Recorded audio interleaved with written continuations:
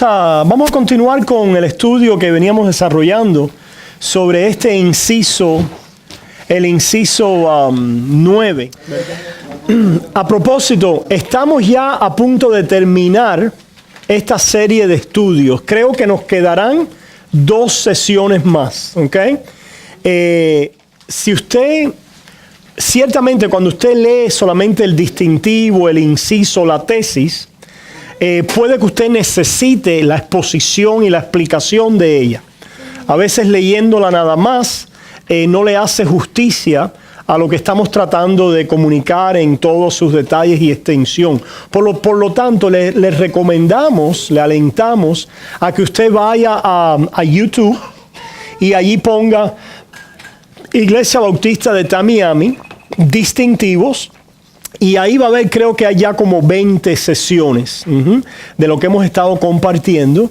Y puede volver al principio. Y hermanos, esto es un resumen, pudiéramos decir, doctrinal, ¿verdad? De lo que creemos y de las doctrinas en cuanto a la esencia de la gracia de Dios, la fe, el arrepentimiento, los frutos, la confianza, la palabra, los medios de gracia, etcétera. Un resumen de doctrinas importantes y esenciales que en 20 sesiones, usted en una semana o un par de semanas las pudiera escuchar todas y ahí entonces estar bien quizás informado, ¿no? Acerca de cosas elementales e importantes que nosotros creemos son muy esenciales para la vida del creyente. Y vale la pena también decir que hemos desarrollado este estudio por cierta necesidad de controversias, de vientos doctrinales, de ambigüedades, diferentes posiciones, y nosotros queríamos aclarar algunos puntos, y por eso nos dimos a la tarea de realizar este trabajo. Una vez más, les recomendamos que lo escuche completamente. Cada sesión tiene como 1 hora, 10 minutos, etcétera, sobre el desarrollo de cada punto. Estamos entonces en el número 9, no lo vamos a leer, simplemente a recordar lo que hemos estado tratando en el punto 9 y a tratar de terminar, redondear y completar la idea. ¿Qué hemos dicho en el punto 9? Con el punto 9 estamos tratando de cubrir o protegernos de 2 errores, pudiéramos decir. Por un lado de la mano estamos tratando de protegernos contra la idea que tienen algunos que la gracia puede ser no efectiva. ¿Qué quiere decir eso? Que uno puede haber recibido a Cristo y esto no tener ningún impacto en lo absoluto en la vida espiritual y moral del creyente. Es decir, que puede existir una gracia que no produzca en lo absoluto ningún fruto espiritual. ¿Qué queremos decir por fruto espiritual? Los frutos del Espíritu, obediencia, santidad, amor a Dios y al prójimo, es como querramos, ¿verdad? Referirnos a ello. Por un lado, queremos enfatizar y afirmar que nosotros creemos que la gracia es efectiva, que sí produce frutos en la vida del creyente, por muy incipientes, principiantes o pequeños que estos sean. Pero que no puede existir un creyente que tenga fe en el cual no haya nacido en su corazón el amor a Dios, a Cristo, y un comienzo de obediencia a los mandamientos de Dios. Nos hemos dado la tarea de tratar de corregir 2 errores. Uno, que la gracia no es efectiva. Que puede haber tal cosa como un cristiano que no tenga absolutamente ningún fruto y que aún renuncie de su fe, pero que de alguna manera porque un día hizo una oración o de alguna manera porque un día aceptó a Jesús, es creyente, está seguro y va a ir al cielo. Rechazamos eso. Y el otro error, por el otro lado, es el error de aquellos que correctamente se dan cuenta que el cristiano es alguien que va a llevar frutos en su vida, en alguna medida, en algún grado, pero, y aquí es donde está el error, han desarrollado el incorrecto instinto de mirar a una vida y al verla en desobediencia, en un patrón de pecado, en falta de santidad, inmediatamente decir, esto es evidencia de que no es un cristiano.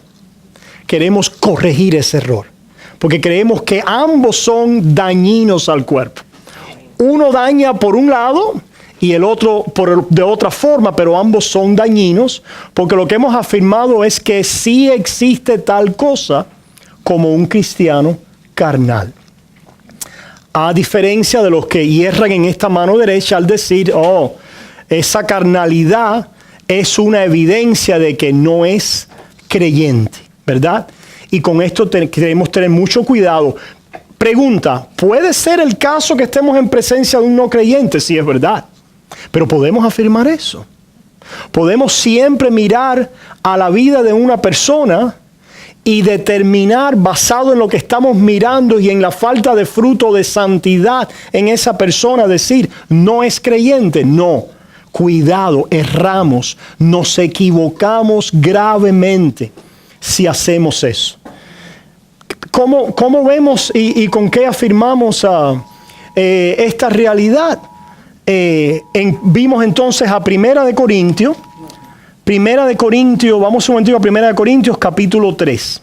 Nosotros aquí escuchamos lo siguiente. Primera de Corintios 3, versículo 1 al 4. Primera de Corintios 3, 1 al 4 dice, de manera que yo, hermanos, no pude hablaros como a espirituales, sino como a carnales, como a niños en Cristo. Os di a beber leche y no vianda porque aún no erais capaces, ni sois capaces todavía, porque aún sois carnales. Vuelve a repetir la misma frase. Pues habiendo entre vosotros celos, contiendas y disensiones, ¿no sois carnales y andáis como hombres? ¿Qué quiere decir un cristiano carnal? Simplemente un cristiano que anda como hombre. Dice, pastor, pero no todos somos hombres. Sí, la referencia aquí es que anda como un hombre natural. Que tú miras a ese cristiano y nada lo diferencia de un no cristiano. Aparentemente estás en presencia de alguien que está andando como hombre. ¿Qué quiere decir como hombre? Como anda el resto de los hombres. Aparentemente cuando estás en presencia de esta persona o de este grupo, etcétera, no hay una visible distinción, distintivos, características del espíritu. Yo entiendo, hermanos, es una gran tentación el decir, no son creyentes. Cuidado, hermanos. Cuidado con esto. Y esto es un instinto que muchos han desarrollado y creemos que es funesto. Es funesto, pastor, pero es mejor porque así es mejor errar de esa manera. No tenemos que errar, ni de una ni de otra. Podemos tratar de evitar el errar en este asunto, ¿verdad? ¿Y cómo lo hacemos? Bueno, aquí tenemos la instrucción de Pablo. Y la instrucción de Pablo es reconocer que hay algunos cristianos que actúan y que andan como carnales. Otra manera en que él se refiere a ellos es como a niños en Cristo. Quiere decir también entonces que el cristiano carnal es caracterizado por un andar como si fuera un hombre natural, pero porque es un niño en la fe. Es inmaduro en la fe. ¿Se fijan? Es niño, es inmaduro en la fe. ¿Cuáles son algunas de las características que Pablo cita aquí para este cristiano carnal? Dice que son como, están llenos de ¿qué? De celos, de disensiones, de envidia. ¿Ok? Bueno, eso no caracteriza al mundo, caballero. Claro, eso caracteriza al mundo. Las contenciones, la envidia, los celos, las peleas. Eso caracteriza a los no cristianos. Pero puede caracterizar también a un tipo de cristiano. ¿A quiénes? A los carnales. ¿A quiénes son los carnales? Los que no han madurado en la fe, los que todavía son niños en Cristo, los que los vemos y no tienen ese distintivo visible del cristiano maduro y espiritual, ¿verdad? Tenemos que hacer espacio para esta categoría y esto es lo que buscamos hacer con este distintivo. A propósito, hemos hecho una serie de calificaciones en este distintivo. Por ejemplo, hay cristianos maduros que no son carnales, son espirituales, sin embargo, están lidiando con debilidades en su vida. Están lidiando con asuntos en su vida, pero están tratando con ellos. Es un asunto diario en las vidas de ellos, de estar conscientes de sus debilidades, de sus tentaciones. ¿Y qué están haciendo con ellos? Lo están llevando a Cristo, lo están confesando, están pidiendo la ayuda del Señor, están buscando a Dios en oración, están acercándose a Dios a través de la palabra, están buscando la ayuda de los hermanos. Ese cristiano es maduro, es espiritual. No equivoquemos, el hecho de que veamos en nosotros debilidad, tentación, no equivoquemos eso con carnalidad, ¿verdad? El cristiano carnal es alguien que es arrastrado en un patrón permanente, ¿verdad? Un patrón sostenido por actitudes carnales, no espirituales y pecaminosas. Y eso lo vamos a ver ahora en el otro capítulo, porque Pablo continúa tratando con esta iglesia que, a pesar de que se daba aires de ser una iglesia muy espiritual, con muchos dones, con muchos líderes, etc., Pablo tiene que tratar con ellos como carnales. Comenzamos entonces a hacer espacio para esta categoría de creyentes y vemos entonces lo que Pablo sigue diciendo en 1 Corintios 5. En 1 Corintios 5, ahora Pablo habla, porque ciertamente el hecho de que nosotros hablamos de disensiones, celos, envidias, contenciones, esto no es exclusivo de las características de un cristiano carnal. Hay otras características. Por ejemplo, la que Pablo va a tratar ahora aquí en 1 Corintios 5, y mira lo que dice. De cierto, se oye que hay entre vosotros fornicación, y tal fornicación cual ni aún se nombra entre los gentiles, tanto que alguno tiene la mujer de su padre. ¿De qué estamos hablando aquí? De incesto, ¿verdad? Un caso de incesto. Y si se fijan, Pablo hace aquí una distinción. Vamos a decir, una gradación, si es que existe esa palabra en español, ¿ok? Dice, y tal pecado el cual ni aún se nombra entre los gentiles. ¿Qué quiere decir esto y cuál es el punto que quiero tocar aquí? Que ciertamente todo pecado es pecado. Somos culpables por el mero hecho de un pensamiento malvado delante de Dios. Pero no todo pecado necesariamente es igual, ni acarrea las mismas consecuencias, ni tiene las mismas implicaciones. Y es algo a tener en mente, ¿verdad? Por eso Pablo aquí hace una distinción. Oh, sí, hay pecado. Y en esta área de inmoralidad sexual hay una gran gama de pecados. Pero aún pecado que es vergonzoso entre los gentiles. ¿Se fijan? Si esto no existiera, Pablo ni mencionaría el asunto, porque todo pecado es pecado. Pero ciertamente hay pecados que tienen implicaciones profundas, consecuencias más graves, y ciertamente la Biblia las señala. Por ejemplo, Pablo aquí también dice, hablando de la fornicación, que el que fornica contra su cuerpo peca. Que otro pecado, dice, está fuera del cuerpo. Pero este nos afecta internamente, ¿verdad? Y parece que tiene que ver con el hecho de que nosotros somos templo del Espíritu Santo, de que estamos unidos a Cristo como la esposa y Cristo el esposo, le pertenecemos a Él. hemos sido desposados con Él, y la implicación es que unir nuestro cuerpo a una ramera, a una relación ilícita sexual, tiene implicaciones espirituales que nosotros quizás no podemos aquilatar. Pero Pablo aquí la menciona como algo digno de mencionar en una distinción especial. ¿Estamos ahí? Ok. Vemos entonces también otra cosa. Otra cosa es que este caso es abierto en la iglesia. Se oye entre vosotros. Se oye entre vosotros. Una de las cosas que ustedes nos han oído escuchar a nosotros decir en la iglesia es que nosotros no somos cazadores de brujas. ¿Se acuerdan de Witch Hunt, the Salem Witches and all that? Buscando las brujas donde estaban. Hay personas que escarban a buscar los pecados de otros, a buscar las faltas. No, hermanos, no tenemos que hacer eso.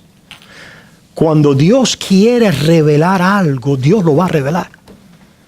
Cuando Dios quiere traer un pecado a la luz, Dios lo va a traer. No haga usted ese trabajo. Usted nunca va a salir bien parado cuando usted es el que está escarbando para sacar a la luz un pecado. No haga ese trabajo. Dios se encarga de eso. Se fijan, este es un asunto que Dios ha revelado. Dios lo ha revelado, lo ha sacado a la luz, lo ha puesto a la luz y al conocimiento de la iglesia. Es ahora conocimiento público del cuerpo de Cristo. ¿Y qué ha pasado con esto? Vamos a ver qué ha pasado. Versículo 2 dice: y vosotros estáis entristecidos, envanecidos. Dice, y vosotros, teniendo este conocimiento público, viendo este caso entre ustedes, la actitud ha sido, bueno, ¿y qué? ¿Y qué importa? ¿Y qué hay con esto? Esto no en realidad no es un gran problema. ¿Se fijan? Ha habido entonces una actitud hacia un pecado público en la cara, desvergonzoso, aún entre el pueblo afuera, con el cual la iglesia no ha tratado, no le ha prestado atención, se ha sentido complaciente con el pecado y a gusto con él por alguna razón. Se fijan entonces, ¿por qué estamos diciendo esto? Porque podemos discernir por este contexto paso a paso por qué Pablo va a hacer lo que va a hacer, ¿verdad? Podemos discernir principios en este pasaje para que llevan a Pablo a tomar una acción determinada. Vemos que es un caso público, vemos que es un caso vergonzoso. Oye, ¿por qué, pastor, usted viene a hablar de mi adulterio si aquella persona es una orgullosa? Cuidado, no es igual. Cuidado, no te equivoques. ¿Por qué el pastor viene a tratar con mi escándalo en el trabajo, donde desfalqué el trabajo, cuando fulano de tal ahí en la iglesia, qué pesado es, y tiene un carácter muy, muy malo? Cuidado, no es igual. No te equivoques. ¿Se fijan, hermanos? Es decir, no estamos hablando aquí, pudiéramos decir, de debilidades en el cuerpo con las que tratamos y debemos llevar las cargas los unos de los otros. Hay uno por allá que es más grumpy que los demás. Hay uno por allá que es un sangrón. Hay uno por allá que da respuestas en ráfaga. Hay otro por allá que no quiere asociarse con los demás y tiene, ¿verdad? Se piensa que quizás es mejor que el otro. Esos son pecados, sí son pecados. Pero ahora vamos a saltar sobre esa persona y excomunicarlo. No. Hay casos y tenemos que hacer las distinciones correctas para poder llegar a donde Pablo está llegando.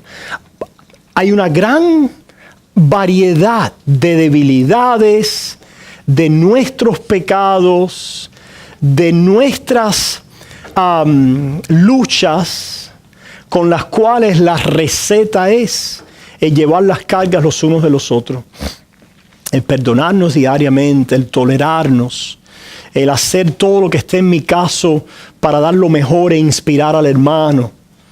el tratar de estar ahí para él, el tratar de mostrarle que no tiene por qué ser sangrón conmigo porque yo lo amo. Él no me quiere saludar, pues yo me voy a empeñar en saludarlo. Y él no quiere, pues yo voy a mostrarle que yo lo amo. ¿Se fijan? Cosas así. Hermano, ¿por qué les digo esto? Porque mi experiencia de pastor, hay hermanos que se ofenden por tal cosa y quieren hacer de algo un caso a la Corte Suprema. A la Corte Suprema.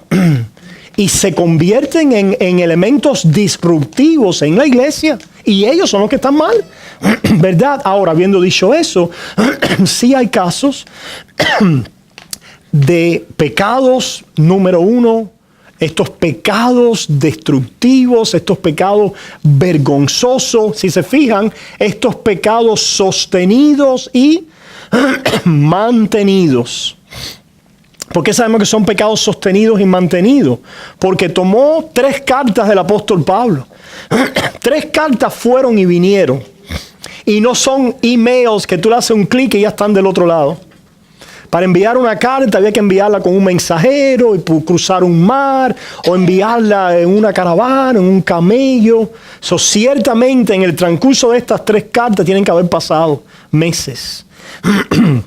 Y vemos las palabras y la actitud de Pablo. Estoy esperando, no quiero ir a vosotros con vara. Les estoy dando tiempo para que se arrepienta, para que tomen el curso de la corrección. ¿Se fijan, hermano? Porque si nosotros no mantenemos esto en mente, queremos enseguida, y esto también ha pasado. No, pastor, pero la Biblia dice que esto es lo que hay que hacer. Porque hay personas que solo funcionan a nivel de receta culinaria. ¿Qué quiere decir eso? Que no han desarrollado el olfato y el instinto bíblico para leer entre líneas. Ahora, estas personas a veces en nombre de la ortodoxia bíblica y lo que dice en este pasaje, pastor, mira, dice aquí que se lo diga al hermano, si no busques a otro y después se lo lleva a la iglesia. Y una vez tuve una persona que en 3 días quería llevar al hermano a la iglesia. Porque en un día se lo dijo al hermano, al otro día vino con otro y al tercero quería venir a la iglesia. ¿Estás loca? No, de ninguna manera. Tú estás fuera de orden. No es así. No, porque ya hay que sacarla, ya hay que hacer esto, hay que hacer aquello. No, pero eso el pastor es bíblico. Ya es bíblico, yo sé que es bíblico. Pero hay una serie de calificaciones y de procesos en la Biblia y de actitud que debemos leer entonces entre líneas y más que entre líneas, ver los principios. La Biblia ciertamente no es una receta culinaria. Las recetas culinarias son una cucharadita de 3/4 de aceite, un pinchito de sal, 2 cucharadas de té, de azúcar, y te da como preciso exactamente. La Biblia muchas veces, hermano, nos da principios, contextos, principios, actitudes, y el Espíritu entonces nos inspira a través de ellas a seguir ese curso. Pero a veces con la Biblia podemos ser lo más destructores posible y utilizar esa forma, ¿verdad? Les quiero decir esto para mantener esto en mente y darnos cuenta que Pablo utilizó en esta situación y con esta iglesia una paciencia extraordinaria y esperó. Y su deseo siempre fue la restauración y el arrepentimiento de la situación que estaba pasando en esta iglesia. Ahora, al no suceder, al no estar sucediendo, entonces Pablo dice lo siguiente: y vosotros estáis envanecidos, ¿no debieras más bien haberos lamentado para que fuese quitado de en medio de vosotros el que cometió tal acción? Así. Ahora aquí hay una intervención de alguien que es, como se le ha llamado, excomunicado. En otras palabras, alguien, gracias, excomulgado. En inglés excommunicated, that's why, por eso que es puesto fuera de la mesa del Señor. Es tratado ahora con una disciplina que lo mantiene fuera de la mesa del Señor. ¿Con qué propósito y cuál es el objetivo? Miren lo que dice Pablo. Ciertamente yo como ausente en cuerpo, pero presente en espíritu, ya como presente he juzgado al que tal cosa ha hecho. En el nombre de nuestro Señor Jesucristo, reunidos vosotros y mi espíritu, con el poder de nuestro Señor Jesucristo, el tal sea entregado a Satanás para destrucción de la carne, a fin de que el espíritu sea salvo en el día del Señor Jesús. No es buena vuestra jactancia. ¿No sabéis que aunque un poco de levadura leuda toda la masa?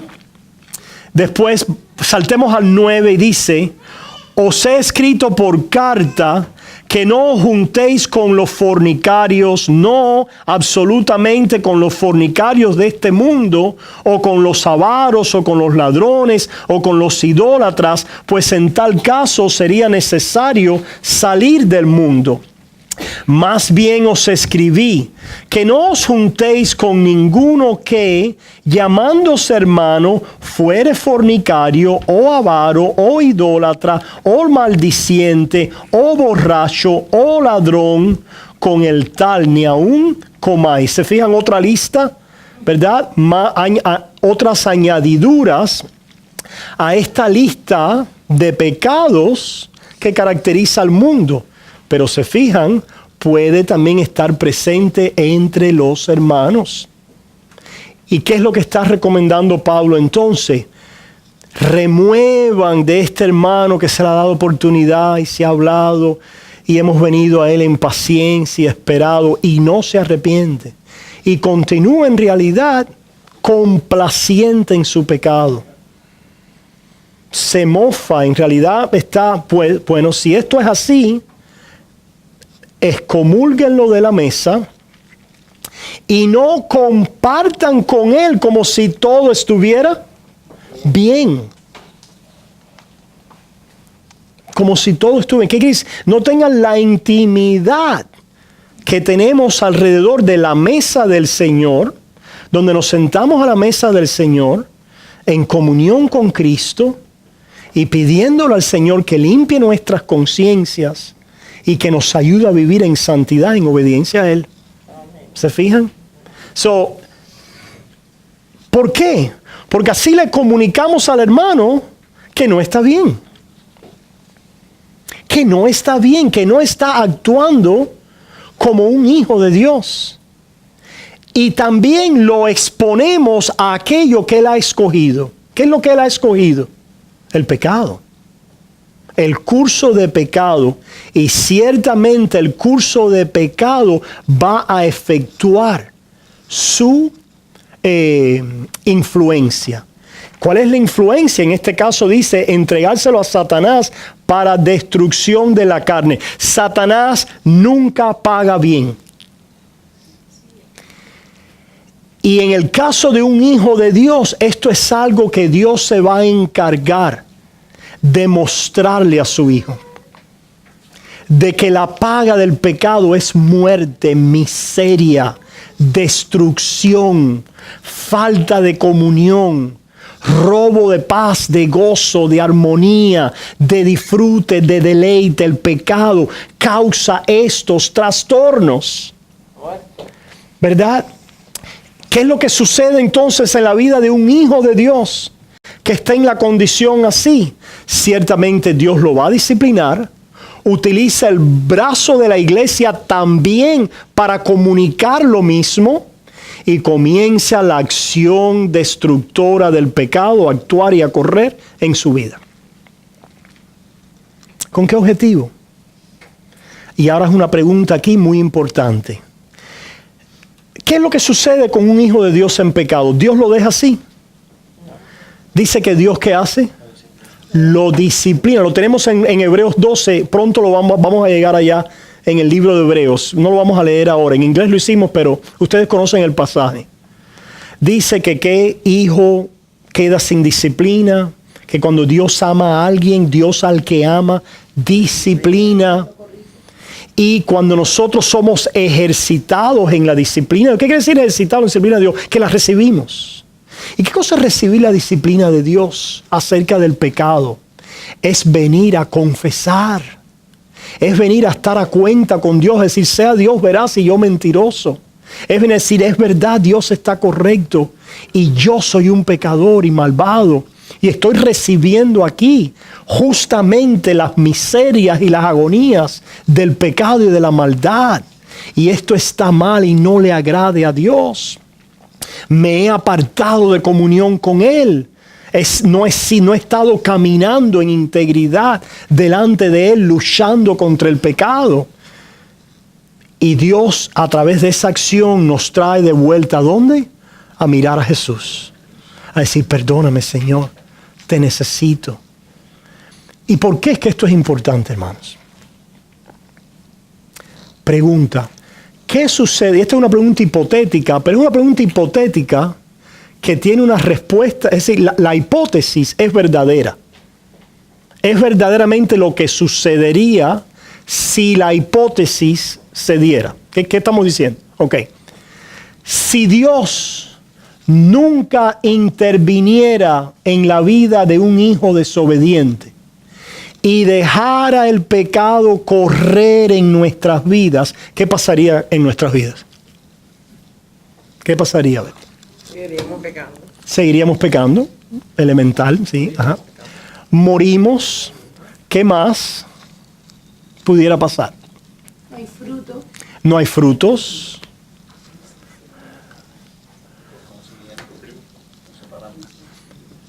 Ok, consecuencias, es correcto. Ahora, ustedes han considerado, hermanos, el hecho de que el pecado nos separa de Dios y rompe comunión con Dios. Ok. Esto es una hipótesis y la tesis que yo le estoy dando es, y creo que la Biblia me apoya, es que si el pecado Dios lo dejara corriendo en nuestras vidas, el pecado destruiría la fe en nuestros corazones y nuestra comunión con Dios. El pecado en su última consecuencia nos lleva a la incredulidad. A la incredulidad. Por eso es que en Hebreos, vayamos un momentico a Hebreos, capítulo 3, escuchamos lo siguiente. En Hebreos capítulo 3 escuchamos lo siguiente.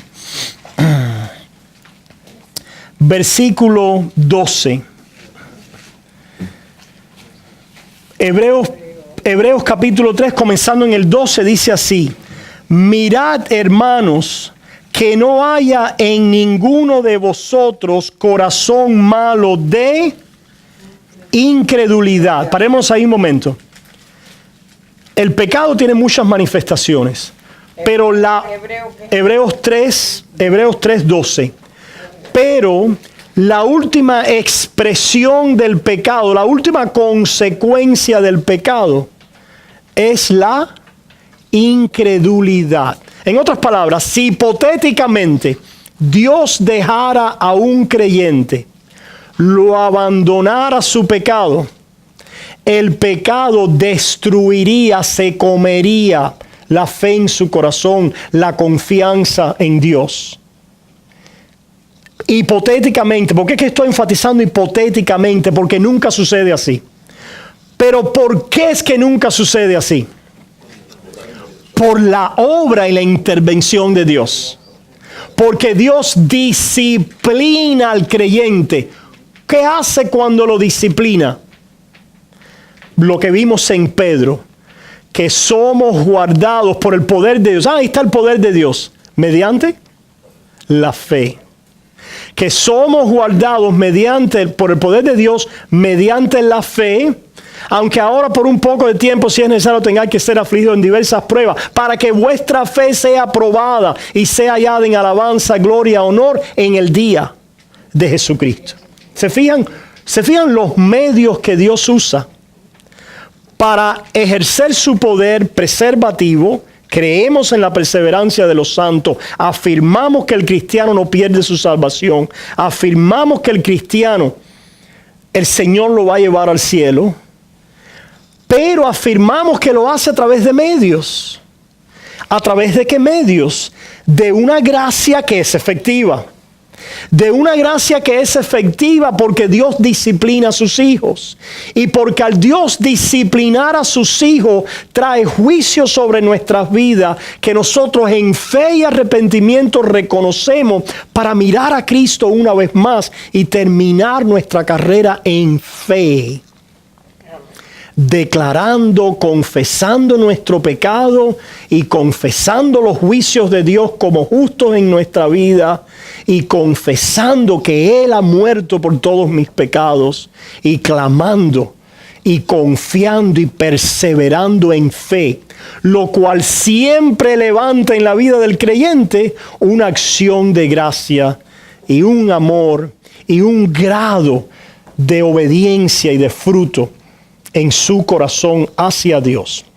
Por eso es que la amonestación de Hebreos es verdadera. No porque el cristiano pueda perder su salvación.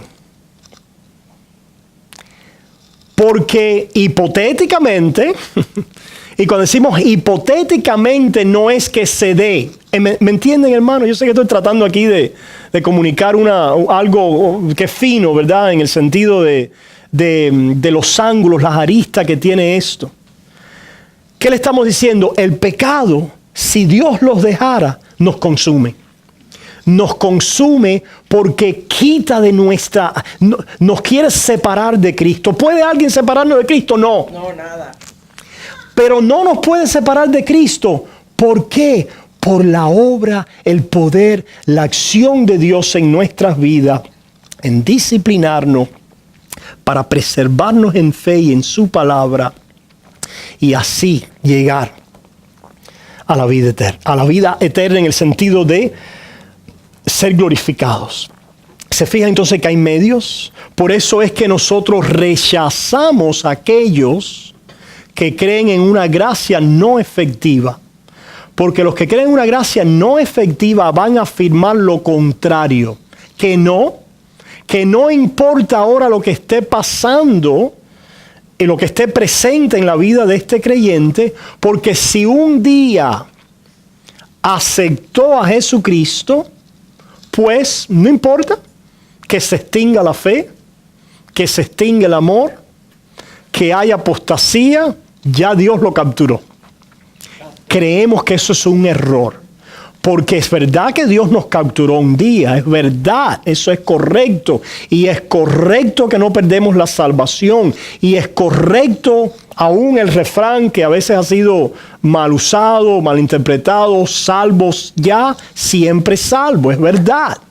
Pero ¿por qué Dios continúa ejerciendo su acción paternal, disciplinaria en amor, a través de la cual la fe continúa activa, viva, mirando a Jesucristo y a su obra a nuestro favor, a través de la cual estamos unidos en un vínculo indisoluble para siempre con el Señor Jesucristo?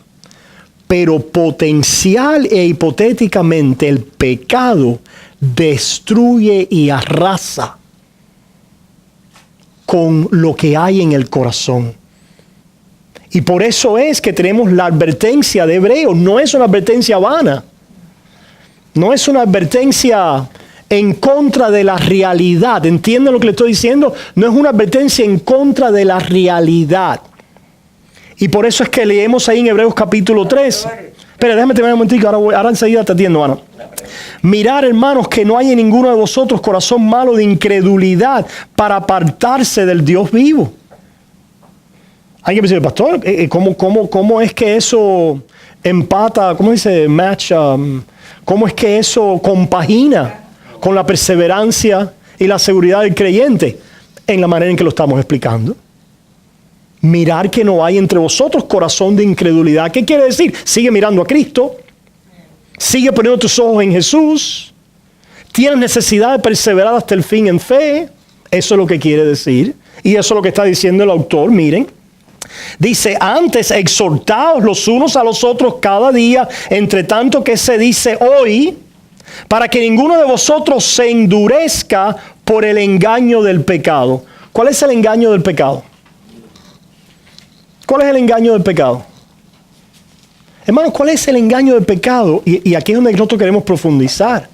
El engaño del pecado no solo es, oye, róbate ese dinero para que te puedas comprar tal cosa. Es aún más profundo. Continuamos más profundizando, ciertamente, pero aún más profundo. Aún más profundo. Cada vez más. Dios no es Dios. Necesitas robar porque Dios no es tu Dios. No creas en Él. Dios no te va a sacar de esta tierra y de este desierto. Estás solo. Dios no es Dios. Tienes que hacerte un nuevo Dios. Esa es la incredulidad, ¿se fijan? Por lo tanto, estoy bien con mi nuevo Dios. Hay una autojustificación en el nuevo camino ¿de qué? De incredulidad. Por eso es que nosotros luchamos contra la incredulidad. Señor, creo, ayuda a mi incredulidad. Porque en la raíz de todo pecado, ¿qué es lo que hay? Incredulidad. Para apartados del Dios vivo. Dios nos preserva, ¿verdad? Nos preserva ciertamente en grandes descalabros, como es lo que estamos, la tesis que estamos manteniendo, que el cristiano puede ser carnal y puede descalabrarse y aún puede hasta perder su vida, etcétera. Pero Dios lo va a hacer de tal manera que va a traer a nuestro corazón el sufrimiento de la carne para que nosotros veamos que nuestra carne no es Dios. Que Dios, Jesucristo es nuestro Salvador. Y aun cuando sea un Sansón diciendo, aquí me voy contigo, y estoy aquí porque he errado grandemente en mis pecados, tú eres Jehová, y a ti apelo, ¿verdad? Ahora les quiero decir algo más, y esto es, pues, yo sé que a veces se habla del suicidio como supuestamente el pecado que Dios no perdona. Con una visión, y quizás algunos de ustedes tengan esta perspectiva y yo no la comparto, ¿ok? Algunas personas creen que el suicidio Dios no lo puede perdonar porque la persona no se puede arrepentir de él. Obviously, ¿cómo te vas a arrepentir de lo que ya hiciste y te acabó la vida? Pero ustedes han considerado por un momento que el que se suicida no está contento con lo que está haciendo. No está conforme con lo que está haciendo. Ciertamente está afectado en su mente y muchas personas se suicidan pidiendo a Dios que tenga misericordia de ellos. Que no pueden más, que están alto, Dios mío, ya no puedo más, llévame, me voy. No puedo. Es un pecado, sí, es un pecado. Es un pecado. Pero es un pecado donde está siendo destruida, ¿qué? La carne. Pero lo que ha llevado a esa persona, y número uno puede ser una enfermedad mental, lo cual es una categoría en sí mismo. Ahí tenemos que hacer una pausa. Pero número dos, muchas veces hay personas que son llevadas aquí por vidas en las cuales el pecado ha actuado a un acto ya, a una condición desesperante. Y el cristiano se va a dar cuenta de eso. Cristiano, esto es lo que quiere decir, hermanos, estos pasajes donde dice la destrucción del cuerpo. El cristiano sabe, miserable soy. Qué basura el pecado. La paga del pecado es muerte. Ten misericordia de mí, Señor. Y el cristiano termina ese momento en ese clamor, y en ese clamor también en esa creencia y esperanza en la gracia y en la promesa de Dios. ¿Se fijan? Y estos son ángulos y calificaciones que necesitamos tener en mente, ¿verdad? Para no errar en estas cosas y decir, bueno, no, si no se apartó de un pecado en específico es que ¿verdad? No, estamos constantemente a través del arrepentimiento y la fe luchando contra el pecado. Pero todos nosotros nos vamos a morir luchando con algún pecado. Pero algunos van a morir siendo disciplinados por el Señor. Y eso puede ser en una cama con sida. Eso puede ser un disparo por haberte metido en un problema que no tenías que haberte metido. Eso puede ser una enfermedad por años de abuso de tu cuerpo. Eso puede ser por un suicidio. Y digo esto con gran cuidado, porque lo último que nosotros queremos decir es: tienes permiso para suicidarte.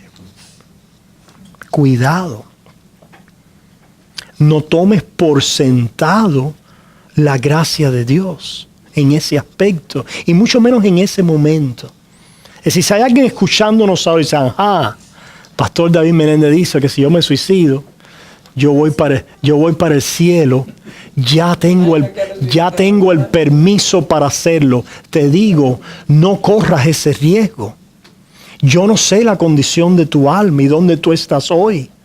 Lo que te está diciendo el Señor ahora es que Él es el Dios de vida y tu vida le pertenece a Él. Y puedes hoy confiar que tu vida está en sus manos y dar un paso más en Él. Pero lo que estamos tratando de decir abstractamente es que no hay ningún pecado que nos pueda separar de Cristo. ¿Por qué? Porque el Padre Celestial utiliza aún a Satanás y al dolor de nuestro pecado para reafirmar la fe y para reafirmar nuestra respuesta de confianza y de agradecimiento a Dios, aún en el peor momento de la disciplina divina. ¿Entendemos eso, hermanos?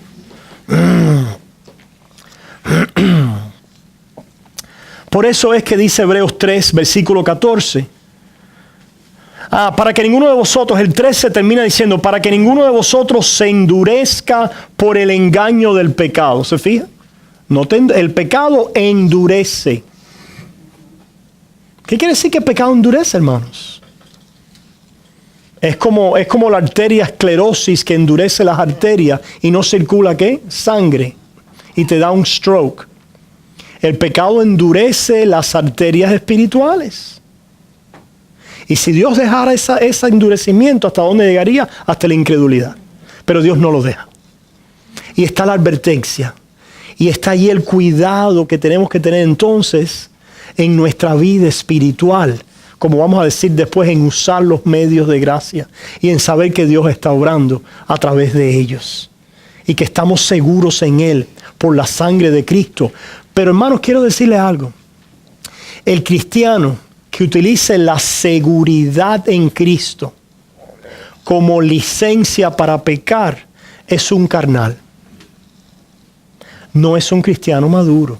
En el mejor de los casos es un carnal. En el mejor de los casos. Y en el peor de los casos puede que no sea creyente. ¿Verdad? Ciertamente el carnal puede caer en licencias, en descuido, ¿verdad? Etcétera, etcétera. Pero Dios lo va a disciplinar. Dios lo va a disciplinar, ¿verdad?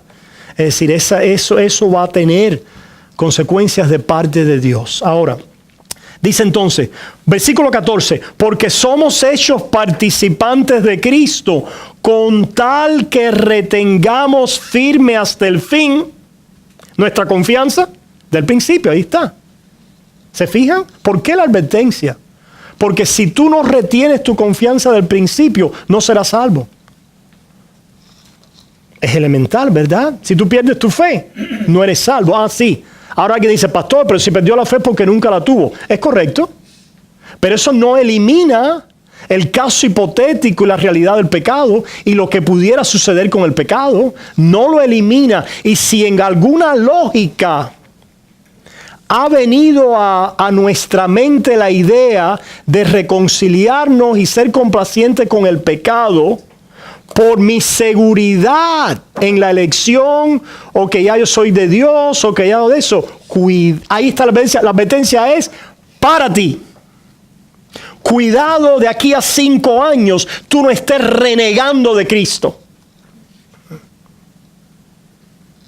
y te manifiestes como alguien que nunca tuvo fe, porque ese va a ser el caso.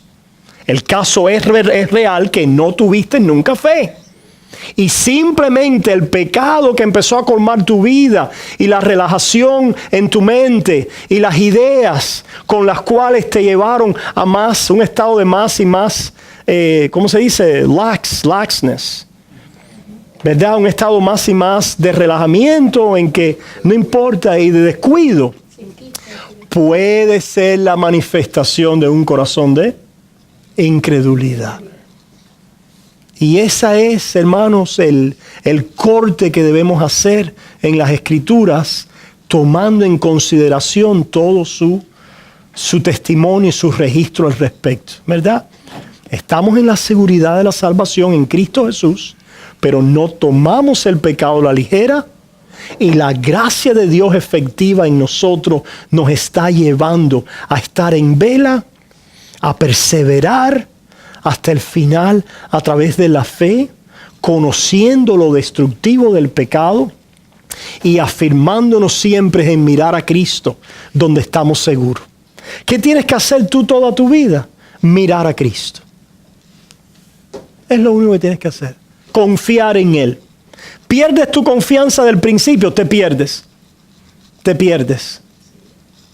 Pastor, ¿cómo me pierdo? ¿Pierdo mi salvación? No, nunca la tuviste. Nunca la tuviste.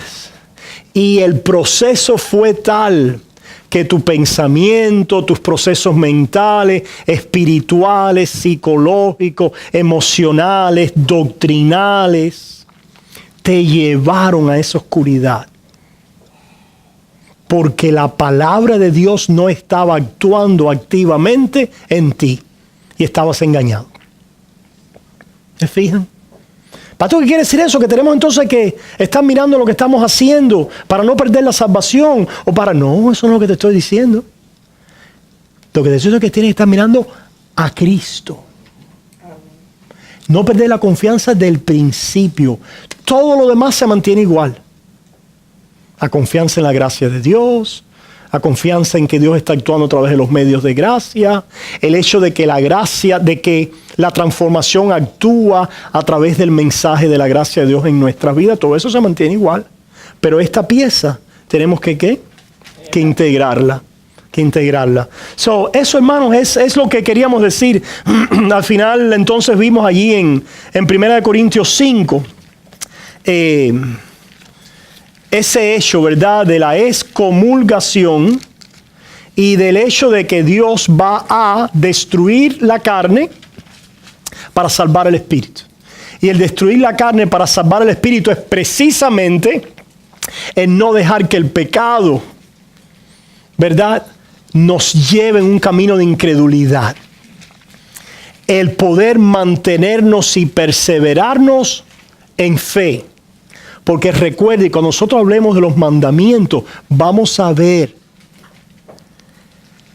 que el mandamiento asume una postura de fe. El mandamiento en sí mismo simplemente pide haz. Pero ¿qué se necesita para hacer? Fe, confianza. So, el mandamiento no te llama a fe, te llama a hacer.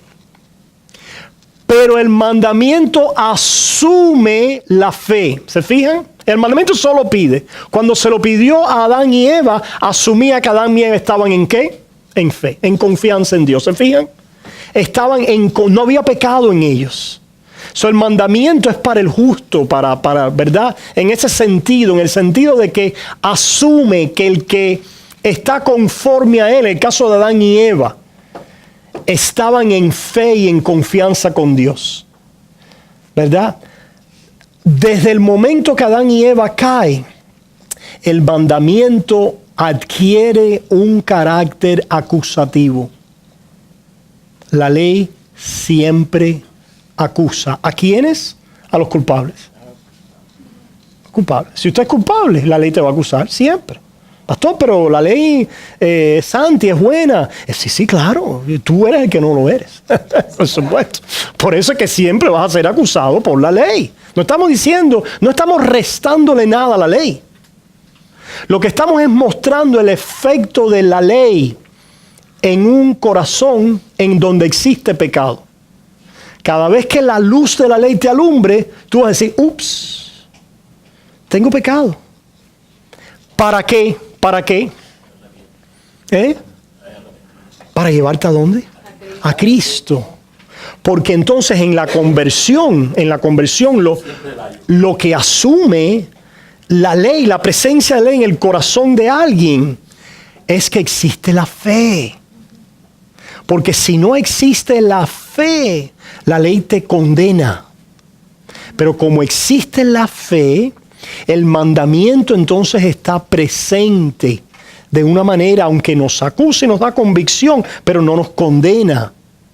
Y donde está el mandamiento, está sumida allí la actitud de fe. ¿Qué quiere decir esto? Cuando decimos, solamente a tu Dios adorarás. El creyente, por la fe, puede responder ese mandamiento. ¿Se fijan? Y decir, sí, Dios mío, tú eres mi único Dios. Porque Jesucristo vino y murió por mis pecados y me ha redimido y me ha perdonado y me ha reconciliado con Dios. ¿Se fijan? La fe está presente en el mandamiento. Ahora, el que el mandamiento está completamente desconectado de él, es porque la fe no está presente. ¿Se fijan? Y ahí está una conexión que después con calma vamos a ver cuando hablemos de los 10 mandamientos. Hermanos, ¿alguna pregunta acerca de este punto que hemos tocado? Porque lo vamos a cerrar. Adelante, Ana. En todo esto, el Espíritu Santo no cuenta. Por supuesto. Sí. El que hace todas estas cosas es el Espíritu Santo. Entiendo que el Espíritu Santo es el que nos da por supuesto. la idea de pedir perdón. Por supuesto. Porque nos pone mal, porque nos pone... Ciertamente. Y entonces, a través del Espíritu Santo, llegamos a entender que estamos pecando. Por supuesto, sí. Que estamos tristes, que tenemos que pedir perdón. Claro que sí, Ana. No entiendan nada de lo que hemos dicho como excluyente del Espíritu Santo. Simplemente estamos mostrando la radiografía de la obra del Espíritu Santo. Porque lo que estamos diciendo es que el Espíritu Santo obra con medios, con una acción. Y en eso es lo que estamos enfocándonos hoy. El Espíritu Santo es el agente. Es el agente que está causando, provocando estas acciones. Pero estas acciones están pasando ¿dónde? En nosotros. Y en eso es donde nos estamos concentrando hoy. Pero muy bueno tu apunte y mantener en mente siempre que es el Espíritu Santo y que es el agente y el que está presente por ese es el poder de Dios, ¿no? El poder de Dios, el Espíritu Santo, a través de la fe, que es a través del mensaje de la gracia que continúa actuando en nuestras vidas. ¿Alguna otra pregunta al respecto de este tema que hemos tocado diferentes cosas con él? Yo tengo 10,000. 10,000, toma una hoy. Toma una, Berkis. Empieza por una, no te preocupes. Berkis, bienvenido a la mesa donde hay 1,000,000 de preguntas. No te preocupes. Tengo muchas, pero lo esencial así que siento ahora es como, por ejemplo, sabemos que cuando pecamos, conquistamos, ¿no? El Espíritu Santo y todas esas cosas. Y como que el Señor es santo y nosotros en pecado como que no estamos limpios delante de Él y estamos apartados del Señor. Entonces ya Él no habita en nosotros porque nosotros no estamos en santidad. Bueno, entonces como que hay una rotura. Sí, ahí has dicho algo que tenemos que corregir, ¿verdad? En el sentido de que Dios nunca deja de habitar en el creyente. Dice que el Espíritu Santo nos ha sellado para el día de la redención. Eso es lo que lo dice Pablo en Efesios. El Espíritu Santo nos ha sellado para el día de la redención. Lo que se afecta es la comunión con Dios. La comunión más el Espíritu está en mí. Sí, el Espíritu está en ti y nunca te va a abandonar. Por si hay algún hermano o alguien que conocemos y está continuamente en pecado, se fue al mundo. Si es un hijo de Dios, la razón por la que Dios lo va a disciplinar es porque Dios lo selló con su Espíritu. para el día de la redención. Si no vuelve, que nunca fue. Exactamente, lo dice Juan. Se fueron de nosotros. Porque no eran de nosotros. Elemental. Exacto. Elemental. Elemental. Yeah. Exactamente. Pero ¿sabes qué, Berkis? Es muy importante el poder resaltar la idea de que la comunión sí se afecta. De tal manera que es como si tuviéramos una nube que no nos deja ver al Señor. Por eso es que dice Pedro, hablando de los frutos del Espíritu, el que no tiene estas cosas tiene la vista corta y es ciego, se ha cegado, habiendo olvidado la antigua purificación de sus pecados. Y Dios lo va a disciplinar para que no sea una demencia total. Para que ese olvido no sea absoluto y total. El Señor se lo va a recordar. Tú eres mío. Yo te compré con mi sangre. Yo puse mi espíritu en mí, te sellé. Me perteneces y te reclamo. A ver si Dios te lleva. Yeah. Ciertamente, Dios tiene formas de disciplinarnos, de hacernos más dependientes de Él, y muchas veces es permitiéndonos morder el polvo de la caída del pecado. Para ponernos de vuelta, ¿verdad? En decir, oh, espérate, me descuidé, ¿qué es esto? Veo lo que causó en mi vida, el dolor del pecado, la destrucción que trajo, la falta de comunión con Dios, la falta de deleite. ¿Cuánto experimentamos eso, hermano? ¿Cuántos cuando pecamos experimentamos la falta de comunión con Dios? No puedes pecar y tener comunión con Dios, punto. Si tú crees que eso sí existe, hermanos, usted está muy mal. Muy mal. Yeah. Pero ahí es donde ha cabido, por eso es que tratamos de verdad. Porque el error está entonces en concluir de ahí que perdemos la salvación. Y es lo que hay una serie de infinidad de pasajes que testifican en contra de esa doctrina. Mis ovejas oyen mi voz y me siguen, y nadie las arrebatará de mis manos. Y yo les doy vida eterna y no perecerán jamás. Jamás. Gloria a Dios. A los que justificó, no, a estos glorificó. It's done. Está hecho. Está hecho. Nadie se queda por el camino ahora.